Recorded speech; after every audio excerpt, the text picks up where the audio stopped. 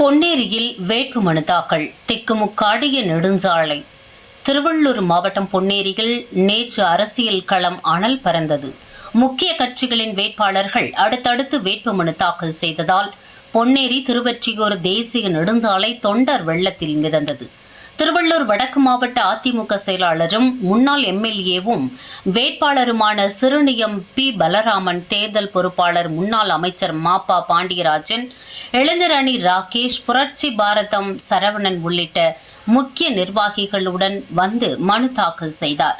தேர்தல் அலுவலர் ரவிச்சந்திரனிடம் உறுதிமொழி ஏற்ற அவர் பின்னர் அண்ணா சிலைக்கு மாலை அணிவித்து தொண்டர்கள் புடைசூழ அவர் சென்ற ஊர்வலம் பொன்னேரி நகரையே ஸ்தம்பிக்க வைத்தது. அதிமுகவை தொடர்ந்து தமிழக வெற்றிக் கழகத்தின் வேட்பாளர் மருத்துவர் ரவி தனது ஆதரவாளர்களுடன் வந்து மனு தாக்கல் செய்தார்.